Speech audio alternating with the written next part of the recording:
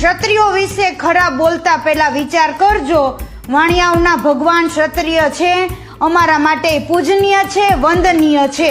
સમજી ગયા?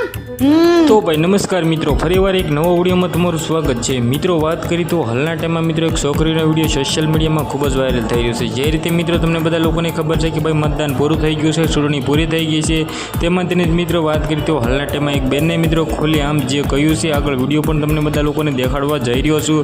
જે રીતે મિત્રો વાત કરી તો પરસોત્તમ રૂપાલા વિરુદ્ધ મિત્રો ક્ષત્રિય સમાજના લોકો હતા, તેમાં તેને જ મિત્રો વાત કરી તો એક જૈની દીકરીની સોશિયલ મીડિયામાં વિડીયો વાયરલ થઈ ગયો છે. પોતે મિત્રો એમ કીધો વાણિયાણ છે, પરંતુ મિત્રો હાલના ટાઈમમાં તેને એવું કીધું છે કે અમારા ભગવાન પણ ક્ષત્રિય સમાજના હતા.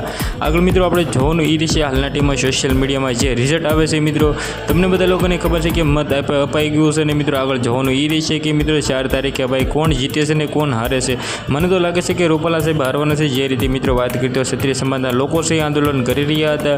ક્ષત્રિય સમાજને મત પણ એક કઈ ક્ષત્રિય સમાજના લોકોએ નથી આપ્યું. તેમાંથી જ મિત્રો વાત કરી તો હાલના ટાઈમમાં ઘણા બધા સોશિયલ મીડિયામાં વિડીયો વાયરલ થતા હોય છે. તેમાંથી જ મિત્રો આનો વિડીયો વાયરલ થયો છે.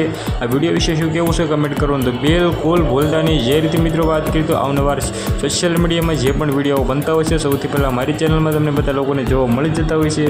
તો આ વિડીયો વિશે શું કેવું છે કમેન્ટ કરવાનું ભૂલતા નહીં. આજના વિડીયોમાંથી આટલી જ માહિતી. આઈ હોપ કે તમને વિડીયો ગમ્યો હોય. ફરીવાર એક નવો વિડીયો મળી જશે. જય હિન્દ, જય ભારત.